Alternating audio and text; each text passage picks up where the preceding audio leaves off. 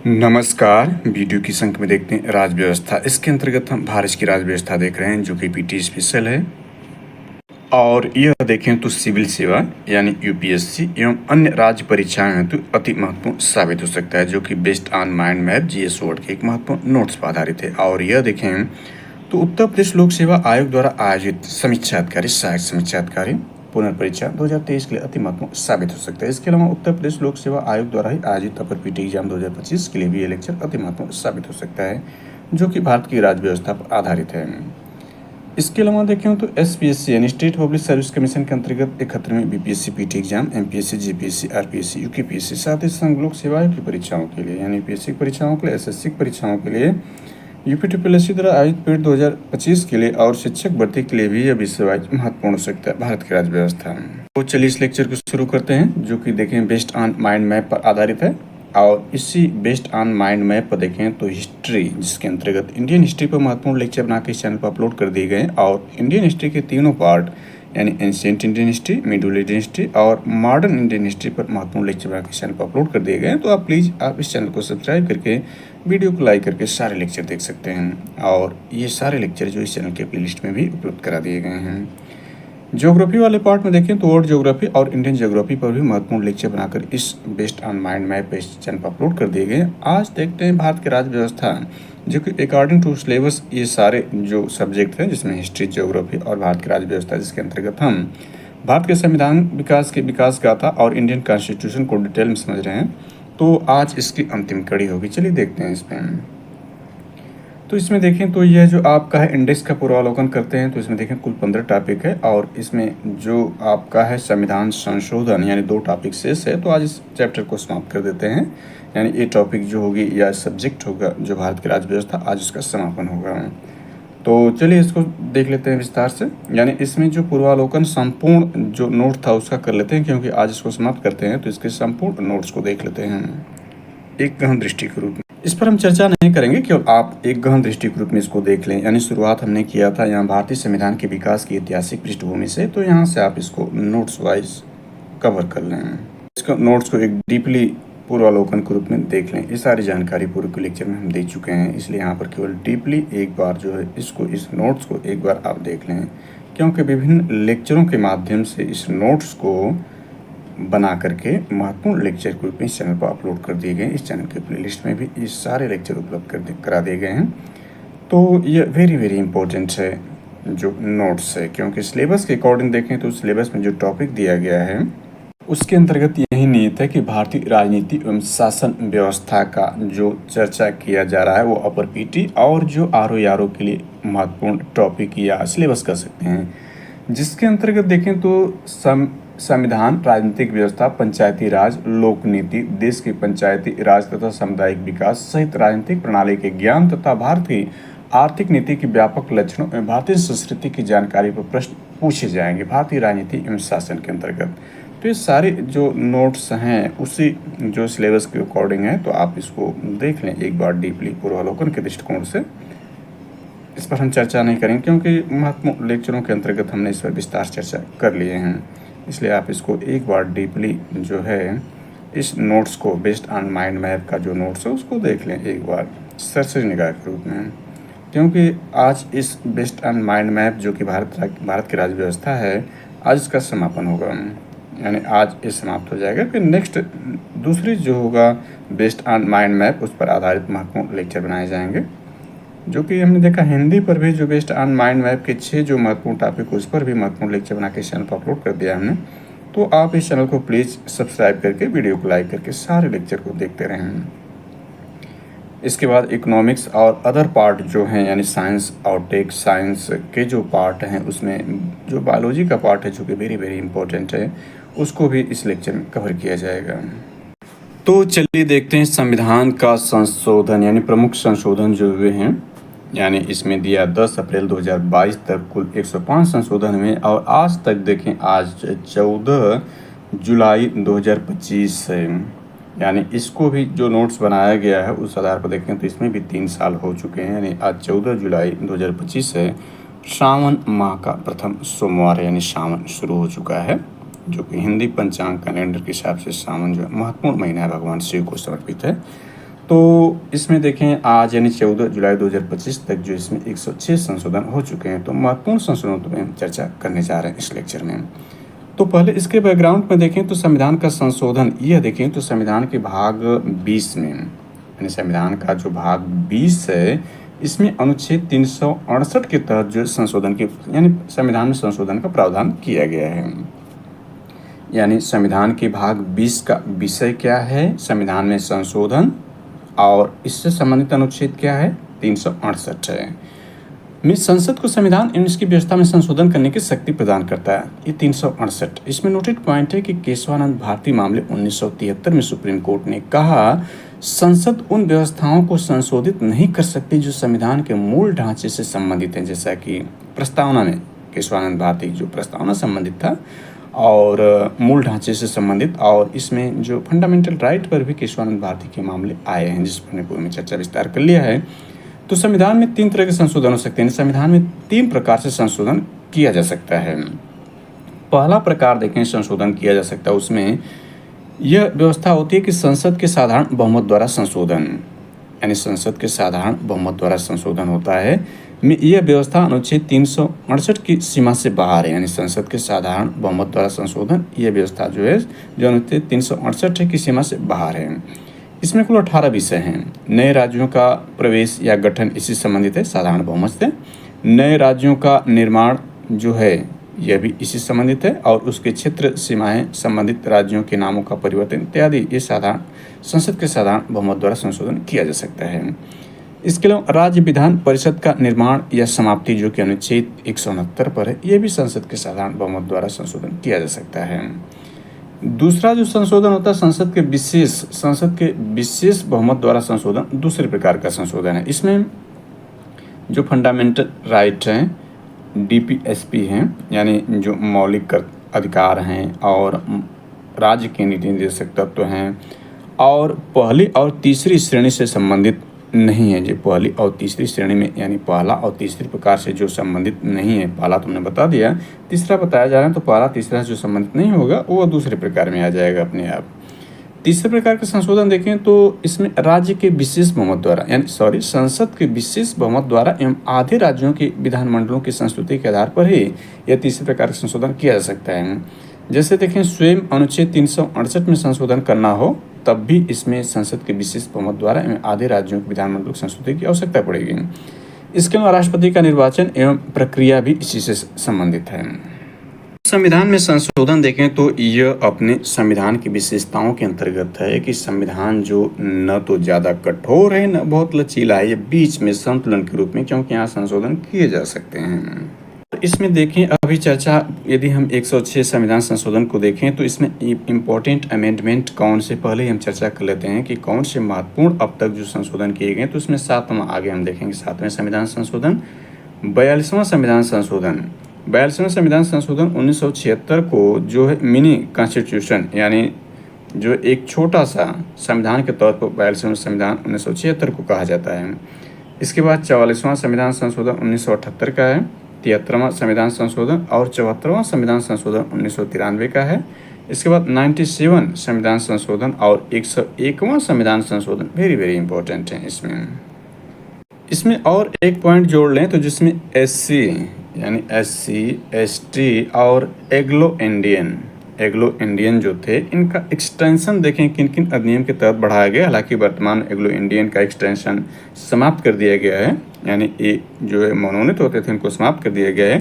लेकिन चूंकि हम इसको शुरुआत से लेकर देख रहे हैं तो SC ST और एग्लो इंडियन का एक्सटेंशन का किन किन संविधान संशोधन को 10-10 वर्ष के लिए किया गया था। तो इसमें देखें पहला जो आता है वह 8वां संविधान संशोधन 1960 आता है। 8वें संविधान संशोधन 1960 द्वारा 10 वर्ष के लिए अमेंडमेंट यानी 10 वर्ष के लिए विस्तार किया गया था। इसके बाद 23वां आता है जिसमें भी 10 वर्ष का विस्तार किया गया था इन वर्गों के लिए।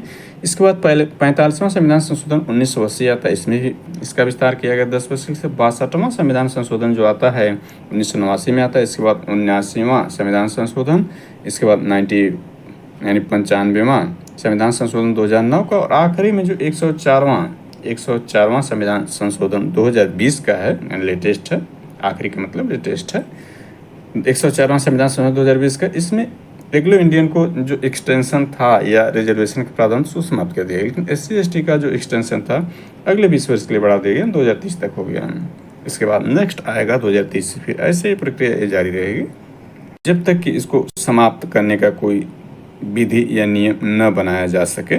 जो कि देखें 105वें संविधान संशोधन जो हमारा फंडामेंटल राइट है, यानी जो हमारे मौलिक अधिकार, उसमें अनुच्छेद 15 के अपवाद के स्वरूप ही देखें तो EWS या OBC या जो भी कैटेगरी में जिसको आरक्षण दिया जाता है वो अनुच्छेद 15 के अपवाद के स्वरूप ही दिया जाता है, क्योंकि अनुच्छेद 15 इससे समानता की बात करता है कि जाति, धर्म, मजहब, लिंग इत्यादि के आधार पर कोई प्रतिषेध या जो है उसमें असमानता नहीं ला सकता, जो कि यह स्वतः प्राप्त है यहाँ के नागरिकों को। इसमें कोई नियम, कायदा, कानून बनाने की आवश्यकता नहीं है।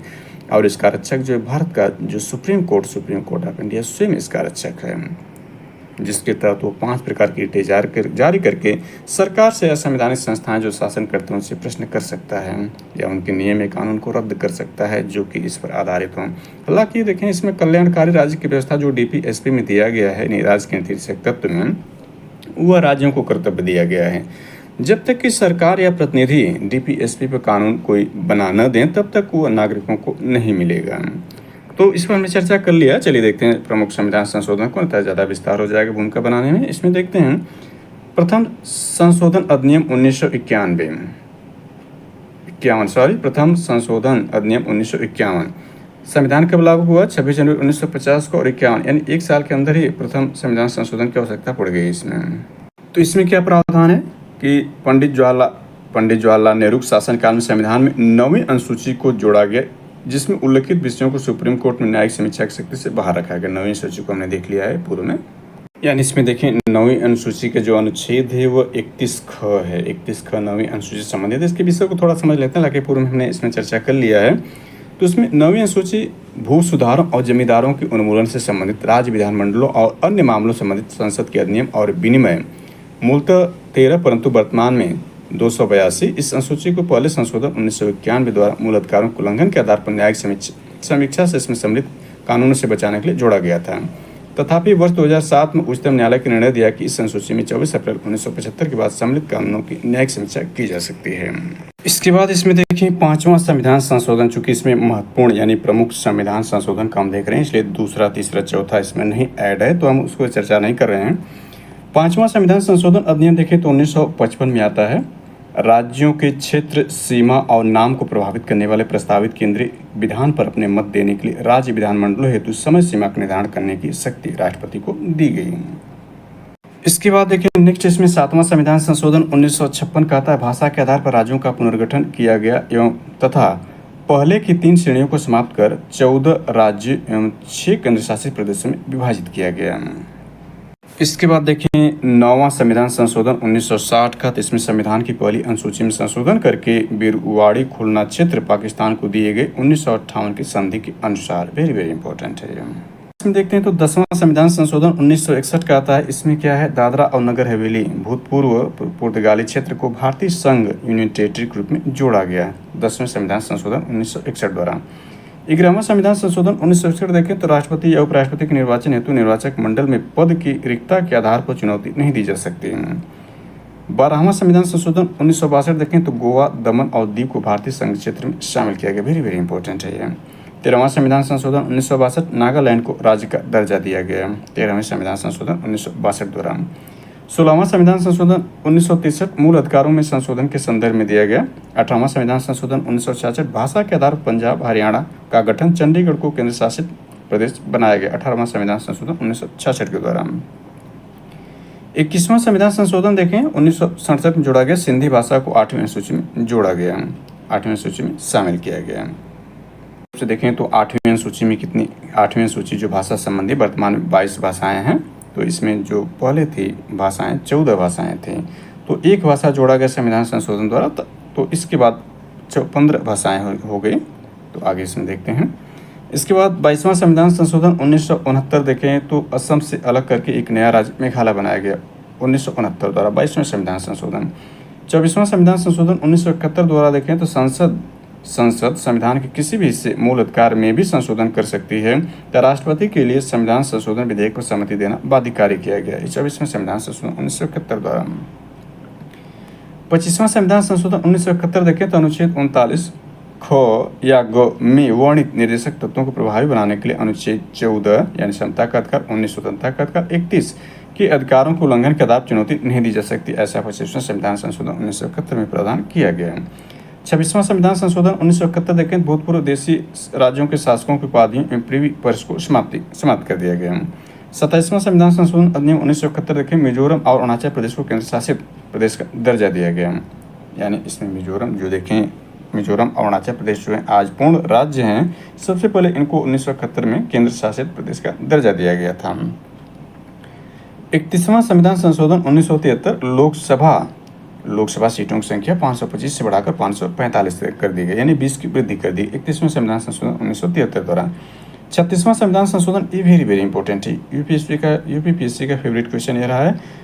यानी 36वां संविधान संशोधन 1975 देखें तो भारतीय संघ में सिक्किम को 22वां राज्य का दर्जा दिया गया। हालांकि 35वां संविधान संशोधन भी सिक्किम से संबंधित है। वहाँ की भी यहाँ चर्चा कर लेते हैं। तो 35वां में क्या प्रावधान किया गया था? 35वां संविधान संशोधन 1974 और एक साल बाद 75 का। 35वें में जो प्रावधान ये था कि सिक्किम की संरक्षण व्यवस्था यानी सिक्किम की संरक्षण व्यवस्था को बर्खास्त करते हुए उसे भारतीय संघ का सहयोगी राज्य बनाया गया। भारतीय संघ में सिक्किम को जोड़े जाने की सेवा शर्तों के लिए 10वीं अनुसूची में जोड़ा गया। इसके बाद 36वां लाया गया। 36वें में 22वां राज्य का दर्जा प्रदान किया गया सिक्किम को। यानी उस दौरान भारत में 21 राज्य थे और ये जब बना तो 21वां राज्य बना, यानी 22वां राज्य बना। उस दौरान 21 राज्य पहले से थे और जब सिक्किम को बनाया गया तो ये 22वां राज्य बना या उसको दर्जा प्राप्त हो गया। इसके बाद 42वां संविधान संशोधन वेरी इंपॉर्टेंट है, मिनी कॉन्स्टिट्यूशन के नाम से भी जानते हैं इसको। तो 42वां संविधान संशोधन 1976 को देखते हैं। प्रस्तावना में समाजवादी, पंथ निरपेक्ष तथा अखंडता 3 शब्द जोड़े गए। भाग 4 क में, संविधान का भाग 4 क जो कि देखें मौलिक कर्तव्य से संबंधित है और इसमें जो अनुच्छेद संबंधित अनुच्छेद 51 क है में नागरिकों के मूल कर्तव्यों को जोड़ा गया। राष्ट्रपति को मंत्रिमंडल की सलाह मानने के लिए बाध्य किया गया और इसमें देखें तो मूल अधिकारों पर सर्वोच्चता दी गई, यानी मूल अधिकारों पर सर्वोच्चता दी गई। इसी में संविधान को न्यायिक परीक्षण से मुक्त कर दिया गया, यानी संविधान को न्यायिक परीक्षण से लोकसभा विधानसभाओं की अवधि 5 से बढ़ाकर 6 वर्ष कर दिया गया। इसी में देखना है विवादित वाला काम था, इसको बाद में हटा दिया गया। लोकसभा विधानसभाओं की अवधि 5 से बढ़ाकर 6 वर्ष कर दिया गया। वन संपदा, शिक्षा तथा जनसंख्या नियंत्रण विषय को समवर्ती सूची में शामिल कर लिया गया। तो इसको जो है एम लक्ष्मीकांत के आधार पर देख लेते हैं क्योंकि इसमें कुछ बातें जो अस्पष्ट हो गई थी, तो इसको देख लेते हैं 42वां संविधान संशोधन। हालांकि इसमें जो दिया गया कुछ बातें स्पष्ट हैं, कुछ अस्पष्ट है। तो देखें तीन नए शब्द जोड़े गए, समाजवादी, धननिरपेक्ष, यानी समाजवादी, धननिरपेक्ष एवं सबसे महत्वपूर्ण संशोधन इसे लघु संविधान के रूप में अखंडता जाना जाता है।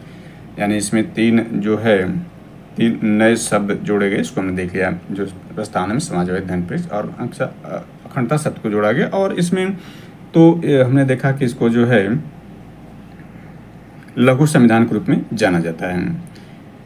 इससे स्वर्ण सिंह समिति की सिफारिशों को प्रभावी बनाया, यानी स्वर्ण सिंह समिति के आधार पर जो है देखें तो प्रभावी ये बनाया। यानी स्वर्ण सिंह समिति किससे संबंधित है? ये संविधान के भाग 4 का, जिसमें 51 का अनुच्छेद और जो कि मौलिक कर्तव्य से संबंधित है। तो स्वर्ण सिंह समिति के जो सिफारिश थी उसको प्रभावी बनाया गया और नागरिकों द्वारा मूल कर्तव्य को जोड़ा गया। नया भाग 4 का में इसमें 10 जो मूल कर्तव्य जोड़े गए, तो बाद में जो इसमें जो है एक और बढ़ाकर 11 कर दिया गया। राष्ट्रपति को कैबिनेट की सलाह के लिए अधिकारी बनाया गया। प्रशासनिक अधिकरण एवं मामलों पर अधिकरणों की व्यवस्था भाग 14 क में जोड़ा गया। 1971 की जनगणना के आधार पर 2001 तक लोकसभा सीटों, राज्य विधानसभा सीटों को निश्चित किया गया। संवैधानिक संशोधन को न्यायिक क्षेत्र से बाहर किया गया। न्यायिक समीक्षा, रिट न्याय क्षेत्र में उच्चतम उच्च न्यायालय की शक्ति में कटौती की गई। लोकसभा एवं विधानसभा के कार्यकाल को 5 से 6 वर्ष यानी 1 वर्ष के लिए बढ़ा दिया गया। निर्देशक तत्वों के कार्यान्वयन हेतु बनाई गई विधियों को न्यायालय द्वारा इस आधार पर अवैध घोषित नहीं किया जा सकता है कि कुछ मूल अधिकारों को उल्लंघन करते हैं। संसद को राष्ट्र विरोधी कार्यकलापों के संबंध में कार्रवाई करने के लिए विधियां बनाने की शक्ति प्रदान की गई और ऐसी विधियां मूल अधिकारों पर अभिभाज्य होगी। 3 नए निर्देशक तत्व जोड़े गए, अर्थात समान न्याय और निःशुल्क विधिक सहायता, उद्योग के यानी ये जो था 3 नए नीति निषेध तत्व जोड़े गए DPSP में 42वें संविधान संशोधन द्वारा 3 DPSP में जोड़े गए। पहला 39 का मतलब यही हुआ समान न्याय और निःशुल्क विधिक सहायता के लिए। इसके बाद 43 का इसमें उद्योगों के प्रबंधन में कर्मकारों के भाग लेने के लिए और 48 का पर्यावरण का संरक्षण तथा संवर्धन वन तथा वन्य जीवों की रक्षा के लिए। भारत के किसी एक भाग में राष्ट्रीय आपदा घोषित यानी आपदा की घोषणा। राज्य में राष्ट्रपति शासन के कार्यकाल में एक बार में 6 माह में केवल 1 साल तक की बढ़ोतरी हो सकती है। केंद्र को किसी राज्य में कानून एवं व्यवस्था बनाए रखने के लिए सैन्य बल भेजने की शक्ति दी गई। 5 विषयों का राज्य सूची समर्थित सूची में स्थानांतरण कर दिए गए। 5 विषय कौन? शिक्षा है, वन है, वन्य जीव है, पक्षियों का संरक्षण, नापतोल और न्याय प्रशासन, उच्च न्यायालय और उच्च न्यायालय के अलावा सभी न्यायालयों का गठन और संगठन। संसद और विधानमंडल में कोरम की आवश्यकता की समाप्ति। संसद को यह निर्णय लेने में शक्ति प्रदान की कि समय समय पर अपने सदस्यों एवं समितियों के अधिकार एवं विशेषाधिकार का निर्धारण करें। अखिल भारतीय विधिक सेवा के निर्माण की व्यवस्था की गई। सिविल सेवक को दूसरे चरण पर जांच के उपरांत प्रतिवेदन के अधिकार को समाप्त कर अनुशंसात्मक कार्रवाई को छोटा किया गया प्रस्तावित दंड के मामले में। से इसको हमने देखा कि यह जो है इसे लघु संविधान के रूप में कहा जाता है। कुल मिलाकर 19 इसमें उपखंड या खंड मिलाकर कुल जोड़े गए थे 42वें संविधान संशोधन में। तो यहाँ महत्वपूर्ण जो जानकारी दी गई। इसके बाद 44वां संविधान संशोधन 1978 देखें तो राष्ट्रपति के द्वारा विधेयक को पुनर्विचार के लिए एक बार वापस भेजने की शक्ति दी गई। राष्ट्रीय आपातकाल के संबंध में आंतरिक अशांति के स्थान पर सशस्त्र विद्रोह शब्द रखा गया। राष्ट्रपति कैबिनेट की लिखित सिफारिश पर ही अनुच्छेद 352 लागू करेगा यानी राष्ट्रीय आपातकाल घोषित करेगा।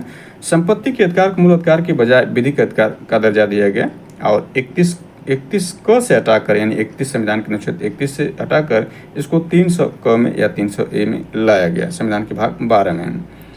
राष्ट्रीय आपातकाल के दौरान अनुच्छेद 20 एवं 21 द्वारा प्रदत्त मूल अधिकारों को निलंबित नहीं किया जा सकता, ऐसा 44वें संविधान संशोधन में किया गया। अर्थात ये जो है मौलिक अधिकारों में सबसे शक्तिशाली जो अनुच्छेद 20 और 21 ही हैं। लोकसभा और राज्यसभा की यानी कार्यकाल अवधि पुनः 6 वर्ष से घटाकर 5 वर्ष कर दी गई। 44वें संविधान संशोधन 1978 वेरी वेरी इंपॉर्टेंट है। इसके बाद 52वां संविधान संशोधन 1985 देखें तो दल बदल के मामले में अयोग्य घोषित करने की व्यवस्था तो 10वीं अनुसूची को जोड़ा गया इसमें 52वें संविधान संशोधन के अंतर्गत। यानी इसमें जो 102 अनुच्छेद जो कि संसद सदस्यों की योग्यता के लिए और 191 जो है वह राज्य जो MLA और MLC उनकी योग्यता संबंधित इसमें लाया गया 10वां संविधान 10वीं अनुसूची में। इसको हमने देख लिया अनुसूचियों को, आप पूर्व क्लिक में जाकर इसको देख सकते हैं। 53वां संविधान संशोधन 1986 देखते हैं अनुच्छेद 371 जी के तहत मिजोरम को राज्य का दर्जा मिला। 55वां संविधान संशोधन 1986 हिमाचल प्रदेश को राज्य का दर्जा दिया गया। 56वां संविधान संशोधन 1987 गोवा को राज्य का दर्जा, दमन और दीव को केंद्र शासित प्रदेश बनाया गया। 58वां संविधान संशोधन 1987 संविधान का प्राकृतिक पाठ हिंदी भाषा में उपलब्ध कराने हेतु राष्ट्रपति को अधिकृत किया गया। 61वां संविधान संशोधन 1989 वेरी वेरी इंपॉर्टेंट है। इसमें मतदान के लिए आयु सीमा 21 वर्ष से घटाकर 18 वर्ष कर दी, जो कि अभी भी लागू है या जारी है। 65वां संविधान संशोधन 1990 अनुच्छेद 338 में संशोधन करके SC/ST आयोग का गठन किया गया। 69वां संविधान संशोधन ये भी इंपॉर्टेंट है। दिल्ली NCR की स्थापना था दिल्ली विधानसभा एवं मंत्रिपरिषद को बंद किया गया यानी राष्ट्रीय राजधानी क्षेत्र दिल्ली इसी से बनाया गया 69वां संविधान संशोधन द्वारा। 17वां संविधान संशोधन 1992 दिल्ली और पुडुचेरी विधानसभा सदस्यों को राष्ट्रपति के निर्वाचन मंडल में शामिल किया गया। 71वां संविधान संशोधन 1992 ये वेरी वेरी इंपॉर्टेंट हो जाता है भाषा संबंधित। तो कोंकणी, मणिपुरी और नेपाली को 8वीं अनुसूची में शामिल किया गया। पहले 15 थी, 3 ईयर होने के बाद 18 हो गई भाषाएं। इसके बाद 73वां संविधान संशोधन वेरी वेरी इंपॉर्टेंट है जो स्वशासन संबंधित है। संविधान में भाग 9 तथा 11वीं अनुसूची को जोड़कर पंचायतों को संवैधानिक दर्जा प्रदान किया गया। 74वां संविधान संशोधन अधिनियम 1992 वेरी वेरी इंपॉर्टेंट है। संविधान में भाग 9 का तथा 12वीं अनुसूची जोड़कर शहरी स्थानीय निकायों को संवैधानिक दर्जा प्रदान किया गया। 76वां संविधान संशोधन अधिनियम 1994 देखें तमिलनाडु सरकार द्वारा सरकारी नौकरियों में 69% आरक्षण के उपबंध को 9वीं अनुसूची में शामिल किया गया। 83वां संविधान संशोधन 2000 देखें तो अरुणाचल प्रदेश में कोई भी अनुसूचित जाति न होने के कारण इसे पंचायती राज में इसके आरक्षण के प्रावधान को न करने की छूट दी गई। 84वां संविधान संशोधन 2001 लोकसभा एवं राज्य विधानसभा सीटों के पुनर्धारण का 25 वर्ष 2026 तक रोक लगा दिया गया। 50वां संविधान संशोधन 2001 SC/ST को सरकारी सेवाओं में पदोन्नति में आरक्षण का प्रावधान किया गया।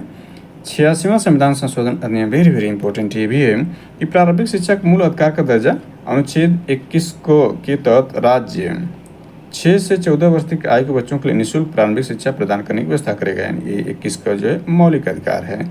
अनुच्छेद 51 क यानी मौलिक कर्तव्य के तहत इसी तरह संबंधित 11वां कर्तव्य जोड़ा गया। अनुच्छेद 45 ए डीपीएसपी में की विषय वस्तु बदली गई, जिसके तहत राज्य सभी बालकों को 6 वर्ष की आयु पूरी होने तक निःशुल्क और अनिवार्य शिक्षा देने के लिए उपबंध करने का प्रयास करेगा। यानी तीनों में जोड़ा गया, चाहे वो FR हो, फंडामेंटल राइट हो, फंडामेंटल ड्यूटीज हो या DPSP हो। 87वां संविधान संशोधन अधिनियम 2003 में देखें, परिसीमन में जनसंख्या का आधार 2001 की जनगणना पर होगी। 89वां संविधान संशोधन 2003 338 क के तहत ST आयोग का गठन किया गया। 91वां संविधान संशोधन 2003 दल बदल कानून संशोधन कर केवल संपूर्ण दल के विलय को मान्यता मंत्रिपरिषद के आकार को सीमित किया गया, जो कि लोकसभा के कुल सदस्य संख्या के 15% से अधिक नहीं हो सकते हैं। यानी मंत्रिपरिषद का आकार सीमित कर दिया गया है। राज्य मंत्रिपरिषद में भी विधानसभा कुल सदस्य संख्या के 15% अधिक नहीं होगी तथा 12 की संख्या से कम नहीं हो सकती। यानी 12 जो है मंत्रिमंडल से कम नहीं होगी और अधिक 15% से अधिक नहीं होनी चाहिए।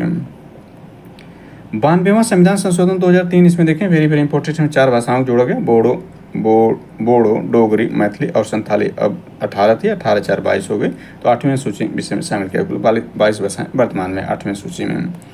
93वां संविधान संशोधन 2006 देखें, संविधान के अनुच्छेद 15 धारा 4 के तहत शिक्षण संस्थानों में SC ST OBC को दाखिले के लिए सीटों में आरक्षण का प्रावधान किया गया। 94वां संविधान संशोधन 2006 देखें, बिहार के बजाय झारखंड में एक जनजाति कल्याण मंत्री की नियुक्ति का प्रावधान। वर्तमान में मध्य प्रदेश, उड़ीसा, छत्तीसगढ़, झारखंड में जनजाति कल्याण मंत्री की नियुक्ति किए जाते हैं। 97वां संविधान संशोधन अधिनियम 2011 देखें, इसमें सहकारी समिति बनाने का अधिकार अनुच्छेद, यानी ये देखिए अनुच्छेद 19(1) ग के तहत मौलिक अधिकार बना दिया गया। नीति निर्देशक तत्व में अनुच्छेद 43 ख शामिल किया गया। सहकारी समितियां नाम का नया भाग जो 9 ख जोड़ा गया, इंपॉर्टेंट है। 97वां संविधान संशोधन। 99वां संविधान संशोधन 2014 के देखें तो राष्ट्रीय न्यायिक नियुक्ति आयोग यानी NJAC की नियुक्ति किया गया या राष्ट्रीय न्यायिक आयोग बनाया गया 99वें संविधान संशोधन 2014 द्वारा। 100वां संविधान संशोधन इंपॉर्टेंट है, भारत बांग्लादेश में भूमि यानी भारत बांग्लादेश के मध्य भूमि हस्तांतरण संबंधित है। 101वां संविधान संशोधन वस्तु एवं सेवा कर GST संबंधित है। 102वां संविधान संशोधन देखें तो अनुच्छेद 338 ख द्वारा राष्ट्रीय पिछड़ा वर्ग आयोग को संवैधानिक दर्जा प्रदान किया गया। आगे इसमें देखते हैं तो 103वां संविधान संशोधन आता है। 103वां संविधान संशोधन 2019 सामान्य वर्ग के गरीबों को आर्थिक आधार पर 10% आरक्षण की व्यवस्था की गई। 103वें संविधान संशोधन द्वारा ये अनुच्छेद 15 के अपवाद के स्वरूप। 104वां संविधान संशोधन 2019 देखें तो लोकसभा एवं राज्य विधानसभा में अनुसूचित जातियों और जनजातियों के लिए स्थानों के आरक्षण को 10 वर्ष की वृद्धि तथा लोकसभा एवं राज्य विधानसभा के नाम निर्देशन द्वारा आंग्ल भारतीय समुदाय के प्रतिनिधित्व संबंधी उपबंध को समाप्त कर दिया गया। इसके बाद 105वां संविधान संशोधन देखें तो आरक्षण हेतु विभिन्न जातियों को OBC श्रेणी में डालने के राज्य को अधिकार दिया गया 105वें संविधान संशोधन द्वारा। 106वां देखें जो वर्तमान में ये 106वां संविधान संशोधन हो चुका है। 106वां संविधान संशोधन अधिनियम 2021 का है या इसको 128वां संविधान संशोधन विधेयक भी कहते हैं। यह जो प्रभावी देखें 106वां जो है 29 सितंबर 2023 से यानी 29 सितंबर 2023 से प्रभावी हुआ या इसको राष्ट्रपति इस पर हस्ताक्षर किए। तो इसमें प्रावधान किया लोकसभा एवं राज्य विधानसभा में महिलाओं को 33% आरक्षण प्रदान करने के उद्देश्य से 106वां संविधान संशोधन अधिनियम लाया गया 2023 का। चलिए आगे देख लेते हैं न्यायपालिका। अगली जो टॉपिक होगी आखिरी टॉपिक है न्यायपालिका। इसमें न्यायपालिका को जल्दी से देख लेते हैं। तो भारतीय संविधान एकीकृत एवं स्वतंत्र न्यायपालिका की स्थापना करता है। भारत की न्याय व्यवस्था में सर्वोच्च न्यायालय शीर्ष पर है, यानी भारत की न्याय व्यवस्था में सर्वोच्च न्यायालय शीर्ष पर। इसके नीचे राज्य स्तर पर उच्च न्यायालय हैं। राज्यों में उच्च न्यायालय के नीचे क्रमवार अधीनस्थ न्यायालय हैं, जैसे जिला अदालत व अन्य निचली अदालतें हैं। भारत में न्यायालयों का यह एकल तंत्र केंद्रीय कानूनों के साथ साथ राज्य कानूनों को भी लागू करता है, जबकि अमेरिका में संघीय कानूनों को संघीय न्यायपालिका और राज्य कानूनों को राज्यपालिका लागू करती है। न्यायालय की एकल व्यवस्था भारत सरकार अधिनियम 1935 में ग्रहण की गई है। यानी वेरी वेरी इंपॉर्टेंट है कि न्यायालय का एकल व्यवस्था यानी केंद्र के लिए भी वही सर्वोच्च न्यायालय राज्यों के लिए भी वही सर्वोच्च न्यायालय है। यानी देखें वर्तमान में एक सर्वोच्च न्यायालय भारत में है यानी सुप्रीम कोर्ट ऑफ इंडिया है, और 25 हाई कोर्ट हैं। 25 हाई कोर्ट भारत में वर्तमान में है, और 25 राज्य भारत में 28 राज्य 8 केंद्र शासित प्रदेश हैं। तो इसमें 25 हाई कोर्ट के साथ साथ 25 राज्य मानवाधिकार आयोग भी हैं और एक राष्ट्रीय मानवाधिकार आयोग भी है। तो हम न्यायपालिका के रूप में देख रहे हैं। चलिए सर्वोच्च न्यायालय को देखें। तो सर्वोच्च न्यायालय स्थापना अंगठन अनुच्छेद 124, संवैधानिक प्रावधान यानी संविधान के भाग 5 में अनुच्छेद 124 से 147 तक भारत के उच्चतम न्यायालय का गठन 26 जनवरी एवं उद्घाटन 28 जनवरी 1950 को किया गया। गठन 26 जनवरी 1950 को। विनियमन देखें, संसद इसके लिए अधिकृत है। संरचना देखें, वर्तमान संरचना स्ट्रक्चर, तो इसमें 34 न्यायाधीश हैं, एक मुख्य न्यायाधीश एवं 33 अन्य न्यायाधीश हैं। 2019 में इसमें वृद्धि कर दी गई 10% की, तो 2019 में यह लाया गया था। सीट बढ़ाने का अधिकार संसद को है। नियुक्ति देखें तो राष्ट्रपति द्वारा कोलेजियम की सलाह पर जो है राष्ट्रपति जी नियुक्ति करते हैं, भारत के राष्ट्रपति नियुक्ति करते हैं। अर्हताएं योग्यताएं देखें, सुप्रीम कोर्ट का न्यायाधीश बनने के लिए किसी व्यक्ति में लिखित अर्हताएं होनी चाहिए, भारत का नागरिक हो, किसी उच्च न्यायालय या विभिन्न उच्च न्यायालयों का कम से कम 5 साल के लिए न्यायाधीश रहा हो, उच्च न्यायालय विभिन्न उच्च न्यायालयों में मिलकर 10 वर्ष तक लगातार वकील होना चाहिए, राष्ट्रपति के मत से उसे सम्मानित न्यायविद होना चाहिए। नोट, संविधान में सुप्रीम कोर्ट के न्यायाधीश के लिए न्यूनतम आयु का उल्लेख नहीं है। शपथ, राष्ट्रपति या इस कार्य के लिए उसके द्वारा नियुक्त व्यक्ति जो है ये जो शपथ दिलाते हैं। और शपथ ये जो है देखें तो संविधान के जो अनुसूचियाँ उसमें तीसरी अनुसूची के अंतर्गत ये प्रावधान है। तीसरी अनुसूची को विस्तार से देख लिया, आप पूरे क्लिक में जाकर देख सकते हैं। वेतन संसद द्वारा समय समय पर निर्धारित मुख्य न्यायाधीश को प्रति माह देखें तो 2.80 लाख तथा अन्य न्यायाधीशों को 2.50 लाख रुपए मिलते हैं तथा पेंशन कार्यकाल के अंतिम माह के वेतन का 50% निर्धारित अनुच्छेद 125 इसमें यह प्रावधान करता है। कार्यकाल देखें, संविधान न्यायाधीशों का कार्यकाल तय नहीं है, अधिकतम उम्र 65 वर्ष तक है। अभी हमने देखा कि जो वर्तमान में जो है भारत के 52वें CJI हैं यानी chief justice of India, Bharat के मुख्य न्यायाधीश, यानी भारत के मुख्य न्यायाधीश जो वर्तमान में 52वें हैं वे हैं भूषण रामकृष्ण गवई जी, जो कि 14 मई 2025 को अपने पद की शपथ ली, यानी भारत के मुख्य न्यायाधीश के रूप में शपथ ली, और यह 23 नवंबर 2025 तक ही यह जो रहेंगे CJI यानी चीफ जस्टिस ऑफ इंडिया रहेंगे। 52वें हैं वर्तमान में, ये नोटेड पॉइंट है। तो अधिकतम 65 वर्ष तक उम्र, यानी ये जो है 23 नवंबर 2025 को 65 वर्ष की उम्र प्राप्त कर लेंगे अर्थात रिटायर हो जाएंगे। निष्कासन देखें तो राष्ट्रपति को संबोधित करके ये अपना त्यागपत्र दे सकते हैं। संसद की सिफारिश पर राष्ट्रपति द्वारा दुर्व्यवहार अनुचित कदाचार के आधार पर हटाने के प्रस्ताव को संसद के दोनों सदनों के विशेष बहुमत याद रखें, विशेष बहुमत कुल सदस्यता का बहुमत सदन में उपस्थित मत देने वाले सदस्यों को 2/3 से पास करना होगा। नोटिस में है सुप्रीम कोर्ट के न्यायाधीशों को हटाने के संबंध में महाभियोग की प्रक्रिया का उपबंध न्यायाधीश जांच अधिनियम 1967 में किया गया है। नोट 2 में सुप्रीम कोर्ट के किसी भी न्यायाधीश पर अब तक महाभियोग नहीं लाया गया है। इसके बाद कार्यकारी मुख्य न्यायाधीश देखें अनुच्छेद 126 नियुक्ति 130 राष्ट्रपति द्वारा नियुक्ति अनुच्छेद 130 में है, और जो है कार्यकारी न्यायाधीश की बात अनुच्छेद 126 में। परिस्थिति देखें तो मुख्य न्यायाधीश का पद रिक्त हो, अस्थायी रूप से मुख्य न्यायाधीश अनुपस्थित होता, वे अपने दायित्वों के अनुरूप असमर्थ हो। तदर्थ न्यायाधीश देखें तो भारत का मुख्य न्यायाधीश किसी उच्च न्यायालय मतलब हाई कोर्ट के न्यायाधीश को अस्थायी काल के लिए तदर्थ न्यायाधीश नियुक्त कर सकता है। संबंधित उच्च न्यायालय के मुख्य न्यायाधीश से परामर्श एवं राष्ट्रपति की मंजूरी के बाद अनुच्छेद 127 में प्रावधान है। अर्थात एलिजिबिलिटी देखें उच्चतम न्यायालय के न्यायाधीशों के समान है। उच्चतम न्यायालय का स्थान संविधान द्वारा तय जगह दिल्ली है, लेकिन राष्ट्रपति की पूर्व अनुमति से मुख्य न्यायाधीश को स्थान परिवर्तन निर्धारण का अधिकार है। यह व्यवस्था वैकल्पिक है। प्रक्रिया प्रोसेस, सुप्रीम कोर्ट राष्ट्रपति की मंजूरी के बाद न्यायालय की प्रक्रिया संचालन हेतु नियम बना सकता है।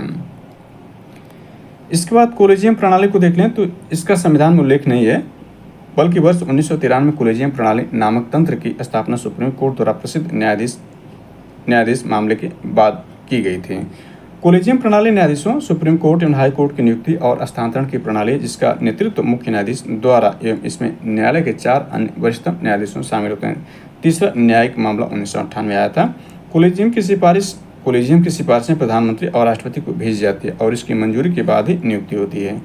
उच्च न्यायालय में कोलेजियम का नेतृत्व उसके मुख्य न्यायाधीश एवं उस न्यायालय में 4 अन्य व्यवस्था न्यायाधीश करते हैं। इसके बाद 99वां संविधान संशोधन 2014 का देखें, इससे संबंधित है। तथा न्यायिक नियुक्ति आयोग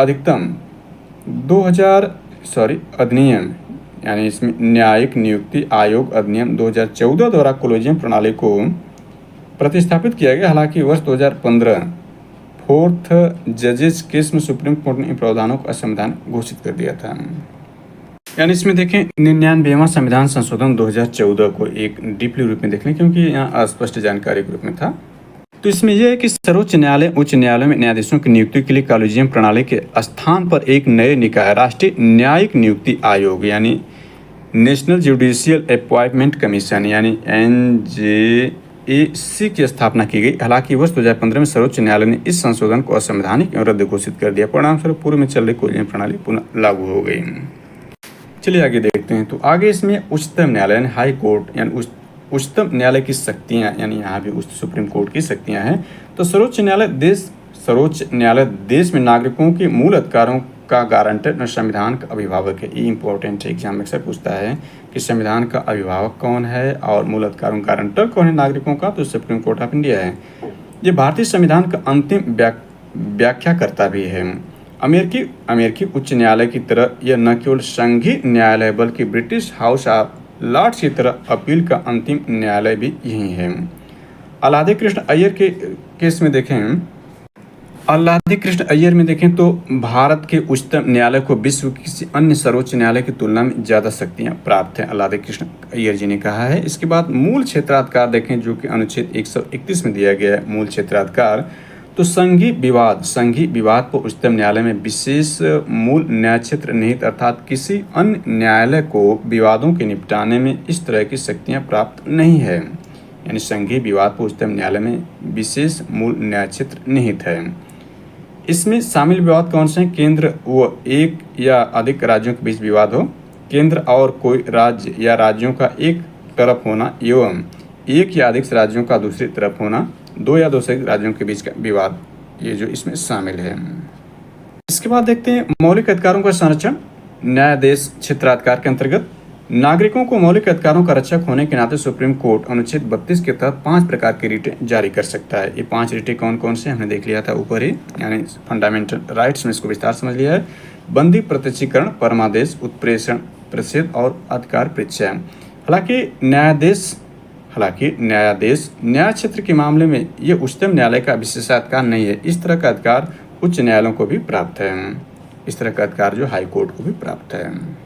तीसरा इसमें देखते हैं तो अपीली क्षेत्राधिकार है, अनुच्छेद 132 से 136 तक। 132 से 136 जो अनुच्छेद अपीली क्षेत्राधिकार का इसमें प्रावधान करता है सुप्रीम कोर्ट का। सुप्रीम कोर्ट देश का सबसे बड़ा अपीली न्यायालय है।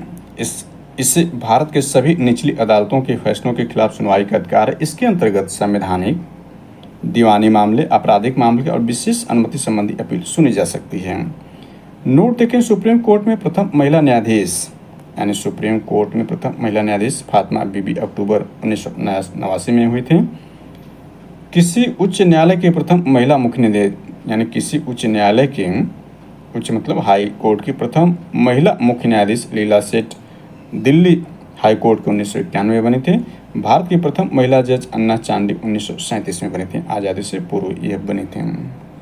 चलिए आगे देखते हैं। आगे इसमें है यानी 4 पॉइंट है। चौथा पॉइंट परामर्श दात्री क्षेत्राधिकार जो है, इसको देखें तो अनुच्छेद 143 यानी आर्टिकल 143 के तहत राष्ट्रपति 2 श्रेणियों के मामले सुप्रीम कोर्ट से परामर्श मांग सकते हैं। पहला, सार्वजनिक महत्व के विवाद पर। दूसरा, किसी पूर्व संवैधानिक संधि, समझौता एवं प्रसंविदा आदि के मामले में। तो पहला देखें, सार्वजनिक महत्व के विवादों पर इसमें कोर्ट अपना मत दे भी सकता और इनकार भी कर सकता है। किसी पूर्व संवैधानिक संधि, समझौता, प्रसंविदा आदि मामले, इसमें उच्चतम न्यायालय को राष्ट्रपति को अपना मत देना अनिवार्य है। उपयुक्त दोनों ही मामलों में सुप्रीम कोर्ट का मत सिर्फ सलाहकारी होता है, राष्ट्रपति इस सलाह को मानने के लिए बाध्य नहीं है। पांचवा इसमें देखें, जो 5वां पॉइंट है अभिलेखित न्यायालय के रूप में, तो अनुच्छेद 129 वेरी इंपॉर्टेंट है एग्जाम दृष्टिकोण से। अनुच्छेद 129 सुप्रीम कोर्ट को एक अभिलेख न्यायालय का स्थान प्रदान करता है।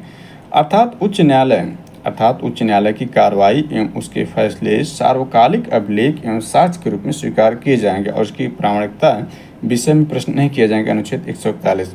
अभिलेख न्यायालय के रूप में सुप्रीम कोर्ट के पास न्यायालय की अवमानना को दंडित करने का अधिकार है। ये इंपॉर्टेंट हो जाता है।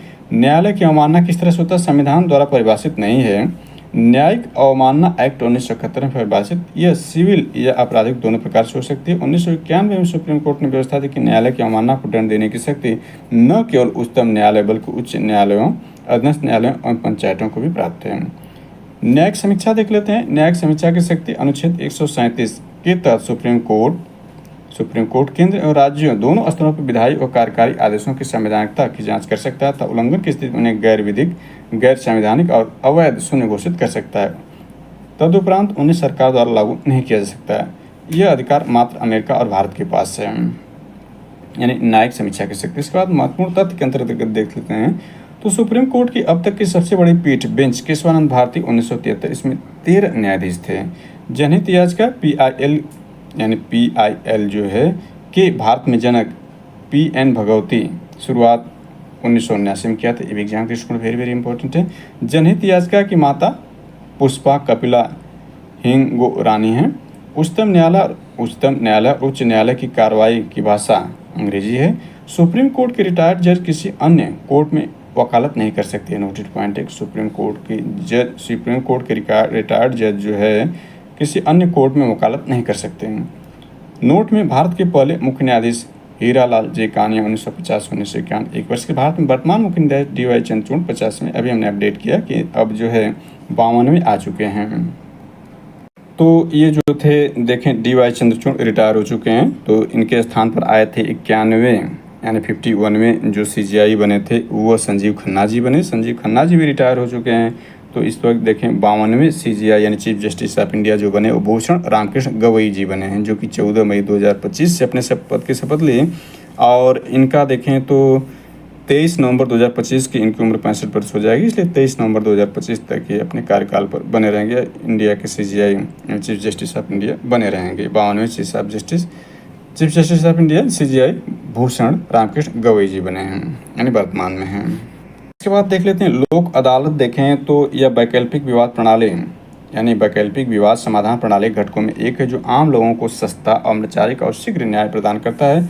विधिक सेवा प्राधिकरण अधिनियम नालसा, ये वेरी इंपॉर्टेंट है। विधिक सेवा प्राधिकरण अधिनियम नालसा 1987 के तहत लोक अदालत को वैधानिक दर्जा दिया गया। पहला लोक अदालत शिविर 1982 गुजरात में आया था। लोक अदालत के निर्णय अंतिम होते हैं तथा इसके निर्णयों के विरुद्ध किसी भी कोर्ट में अपील नहीं की जा सकती। लोक अदालत के पास वही शक्तियां होंगी जो सिविल प्रक्रिया संहिता 1908 के तहत एक सिविल कोर्ट में निहित होती हैं। नोट में देखें तो यह है कि नालसा का गठन कानूनी सेवा प्राधिकरण अधिनियम 1987 के तहत 9 नवंबर 1995 को किया गया था। चलिए इसके बाद देखते हैं उच्च न्यायालय, हाई कोर्ट देखते हैं, जो कि अनुच्छेद 214 से संबंधित है। संविधान के भाग 6 में अनुच्छेद 214 से 231 तक उच्च न्यायालयों के गठन, स्वतंत्रता, न्यायिक क्षेत्र, शक्तियां और प्रक्रिया का वर्णन किया गया। राज्य के न्यायिक प्रशासन एवं उच्च न्यायालयों की स्थिति शीर्ष पर होती है। भारत के उच्च न्यायालय संस्थान सर्वप्रथम गठन यानी भारत के उच्च न्यायालय संस्था सर्वप्रथम गठन 1862 में कलकत्ता, बम्बई और मद्रास उच्च न्यायालय बनाया गया। 7वें संविधान संशोधन 1956 में संसद को अधिकार दिया गया कि वह 2 या 2 से अधिक राज्यों या संघ शासित क्षेत्र में के लिए साझा उच्च न्यायालय की स्थापना कर सकते हैं। अनुच्छेद 231 में है। वर्तमान में देश भर में 25 हाई कोर्ट हैं, इसको हमने पूर्व में देखा था, और 25 राज्य मानवाधिकार आयोग भी। संरचना देखें तो हाई कोर्ट में न्यायाधीशों की संख्या निश्चित नहीं, इसलिए आवश्यकता अनुसार राष्ट्रपति तय करते हैं। देखें सबसे बड़ा हाई कोर्ट जो है यानी संख्या के हिसाब से 160 जो हाई कोर्ट जज हैं वो इलाहाबाद हाई कोर्ट में हैं, यानी सबसे बड़ा high court Allahabad high court है, जिसकी एक पीठ इसकी उत्तर प्रदेश की राजधानी लखनऊ में भी है। तो यूपी स्पेशल के लिए महत्वपूर्ण संरचना स्ट्रक्चर देखें, नियुक्तियां देखें तो न्यायाधीशों की नियुक्ति राष्ट्रपति द्वारा हाई कोर्ट के मुख्य न्यायाधीश के परामर्श पर होती है। मुख्य न्यायाधीश की नियुक्ति राष्ट्रपति भारत के मुख्य न्यायाधीश और संबंधित राज्य के राज्यपाल के परामर्श से करते हैं। 2 या 2 से अधिक राज्यों में साझा उच्च न्यायालय में नियुक्ति पर राष्ट्रपति सभी संबंधित राज्यों के राज्यपाल से भी परामर्श करते हैं। योग्यताएं देखें तो यानी हाई कोर्ट के जज के लिए योग्यताएं भारत का नागरिक हो, उसे भारत के न्यायिक क्षेत्र में 10 वर्ष का अनुभव हो, वो उच्च न्यायालय या न्यायालय में लगातार 10 वर्ष तक अधिवक्ता यानी वकील रह चुका हो। नोट, संविधान में उच्च न्यायालय के न्यायाधीश की नियुक्ति के लिए कोई न्यूनतम आयु सीमा निर्धारित नहीं की गई है। संविधान में सुप्रीम कोर्ट के विपरीत प्रख्यात न्यायविदों को उच्च न्यायालय का न्यायाधीश नियुक्त करने का कोई प्रावधान नहीं है। शपथ राज्यपाल या इस कार्य के लिए उसके द्वारा नियुक्त कोई व्यक्ति शपथ दिलाते हैं। वेतन संसद द्वारा समय समय निर्धारित, वर्तमान में 2.5 लाख रुपये मुख्य न्यायाधीश का और लगभग 2.25 लाख रुपये 2.28 लाख अन्य न्यायाधीश का। कार्यकाल संविधान में कार्यकाल निर्धारण अधिकतम 62 वर्ष है, हमने देखा था। सुप्रीम कोर्ट में 65 था, यहाँ 62 है, 3 वर्ष कम है। त्यागपत्र राष्ट्रपति को राष्ट्रपति सिद्ध कदाचार और क्षमता के आधार पर उच्च न्यायालय हाईकोर्ट की जगह को हटा सकते हैं। हस्तांतरण भारत के मुख्य न्यायाधीश के परामर्श के बाद राष्ट्रपति हस्तांतरण करते हैं। कार्यकारी मुख्य न्यायाधीश नियुक्त राष्ट्रपति करते हैं। इसके बाद देखें तो उच्च न्यायालय का सेवानिवृत्त न्यायाधीश, ये इंपॉर्टेंट हो जाता है। उच्च न्यायालय का सेवानिवृत्त न्यायाधीश अन्य न्यायालयों अथवा उच्चतम न्यायालय में वकालत कर सकता है, जबकि यह सुप्रीम कोर्ट के मामले में नहीं था। उच्च न्यायालय राज्य के अपील की सर्वोच्च न्यायालय नहीं है। इसके निर्णय पर सुप्रीम कोर्ट में अपील हो सकती है। हाई कोर्ट का रिट क्षेत्राधिकारी उच्चतम न्यायालय से ज़्यादा विस्तारित है, क्योंकि सुप्रीम कोर्ट सिर्फ मूल अधिकारों के प्रवर्तन समेत आदेश दे सकता है, जबकि हाई कोर्ट अन्य प्रयोजनों के लिए जैसे एक सामान्य कानून अधिकार के उल्लंघन पर भी दे सकता है। इसके बाद राज्यपाल जिला न्यायाधीशों की नियुक्ति, तैनाती और पदोन्नति व्यक्ति की राज्य न्यायिक सेवा जिला न्यायाधीशों से अलग से नियुक्ति में उच्च न्यायालय से परामर्श ले सकता है। उच्च न्यायालय राज्य विधानमंडल और केंद्र सरकार के अधिनियमों और कार्यकारी आदेशों की संहिता का परीक्षण कर सकता है। सुप्रीम कोर्ट की तरह हाई कोर्ट को भी अभिलेख न्यायालय के रूप में शक्ति प्राप्त है। अभिलेखों को साक्ष्य के रूप में रखा जाता है तथा अधीनस्थ न्यायालयों में कार्रवाई के समय पर इस सवाल को नहीं उठाया जा सकता है। नोट: वर्तमान में 3 ऐसे उच्च न्यायालय जिसकी आधारित अधिकारता एक से अधिक राज्यों में आते हैं। जैसे देखें तो बॉम्बे हाई कोर्ट, जिसका महाराष्ट्र और गोवा में भी अधिकारता है। गुवाहाटी हाई कोर्ट असम, नागालैंड, मिजोरम, अरुणाचल प्रदेश में अधिकारता है। पंजाब में हरियाणा हाई कोर्ट, पंजाब और हरियाणा में इसकी जो है अधिकारता है। नोट दूसरा: देश में 5 ऐसे उच्च न्यायालय हाई कोर्ट जिसके अधीन राज्य के अलावा केंद्र शासित प्रदेश भी आते हैं। जैसे बम्बई हाई कोर्ट, दादरा नगर हवेली और दमन दीव भी वर्तमान में आ जाएगा, क्योंकि दादरा नगर हवेली और दमन दीव मिलाकर एक केंद्र शासित प्रदेश बन चुके हैं। कलकत्ता हाई कोर्ट देखें अंडमान और निकोबार द्वीप समूह पर अधिकारता है। केरला हाई कोर्ट का लक्षद्वीप पर, मद्रास हाई कोर्ट का पुडुचेरी, पंजाब और हरियाणा कोर्ट का चंडीगढ़ जो यूनियन टेरिटरी, इस पर अधिकारता है। फिर देखते हैं उच्च न्यायालय के न्यायिक क्षेत्र एवं नाम देखें तो यह देखें इलाहाबाद हाई कोर्ट, यह तीसरा क्या चौथा, यानी भारत का चौथा सबसे पुराना हाई कोर्ट है। हमने देखा 1862 में 3 जो प्रेसिडेंसियाँ थी उसमें कलकत्ता, बम्बई और मद्रास में 1862 में ही जो हाई कोर्ट बनाए गए थे। और सर्वप्रथम सुप्रीम कोर्ट 1773 के रेगुलेटरी एक्ट के तहत 1774 में जो हाई कोर्ट कलकत्ता में बनाया गया था। तो हाई कोर्ट के क्रम में चौथा हाई कोर्ट सबसे पुराना इलाहाबाद हाई कोर्ट है। इसकी स्थापना 1886 में होती है। न्यायिक क्षेत्र इसका उत्तर प्रदेश है। सीट इसकी इलाहाबाद, एक बेंच लखनऊ में है। आंध्र प्रदेश देखें तो 2019 में इसका गठन होता है, क्योंकि देखें 2 जून 2014 को जो है वो आंध्र प्रदेश का पुनर्गठन दोबारा किया जाता है, यानी पुनर्गठन होता है तो उस दौरान आंध्र प्रदेश तेलंगाना से अलग हो जाता है, यानी आंध्र प्रदेश से तेलंगाना के विभाजन कर दिया जाता है। तो 2019 में जो है आंध्र प्रदेश जो हाई कोर्ट की स्थापना होती है, इसमें इसकी सीट जो है अमरावती में इसका बेंच है, यानी इसकी मुख्य पीठ अमरावती में है। बम्बई हाई कोर्ट देखें 1862 में है, सबसे पुराना में शामिल है। महाराष्ट्र, गोवा, दादरा नगर हवेली और दमन और दीव में भी शामिल है। मुंबई इसका जो मुंबई है, इसके अलावा इसकी पीठें नागपुर, पणजी और औरंगाबाद में इसकी 3 पीठें हैं जो बम्बई हाई कोर्ट के देखें तो। कलकत्ता हाई कोर्ट देखें तो यह इसका 1862 में पश्चिम बंगाल, अंडमान निकोबार द्वीप समूह शामिल है। Calcutta high court port Blair में भ्रमणकालिक खंडपीठ इसकी है। पोर्ट ब्लेयर का मतलब देख सकते हैं, जो इसकी राजधानी अंडमान निकोबार द्वीप की राजधानी जो पोर्ट ब्लेयर है, जो कि अभी देखें 2024 में श्री विजयमपुरम इसकी राजधानी है। पोर्ट ब्लेयर का नाम बदल दिया गया है।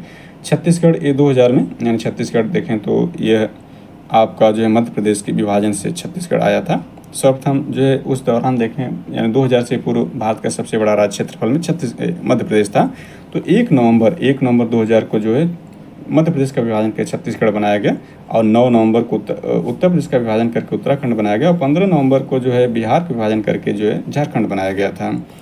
तो छत्तीसगढ़ हाई कोर्ट देखें 2000 में छत्तीसगढ़ में इसका जो है, और इसकी खंडपीठ बिलासपुर में। दिल्ली हाई कोर्ट 1966 दिल्ली है, यानी केंद्र शासित प्रदेशों में मात्र एक दिल्ली है जहाँ पर देखें हाई कोर्ट है, यानी 8 केंद्र शासित प्रदेशों में मात्र दिल्ली है जहाँ इसका अपना हाई कोर्ट है। 1966 में बनाया गया था दिल्ली, और इसका अधिकारता क्षेत्र यानी पीठ देख सकते हैं ये है। गुवाहाटी हाई कोर्ट देखा जा सकता है। इसके बाद गुजरात हाई कोर्ट, हिमाचल, जम्मू कश्मीर, यानी सारे हाई कोर्ट को आप देख सकते हैं बारी बारी से। उत्तराखंड भी देखें तो ये इसकी खंडपीठ जो है नैनीताल में, यानी यहाँ जो इसकी पीठ है, यानी सीट कहाँ पर है और न्यायिक क्षेत्र अधिकार कहाँ पर है, ये दिया गया है।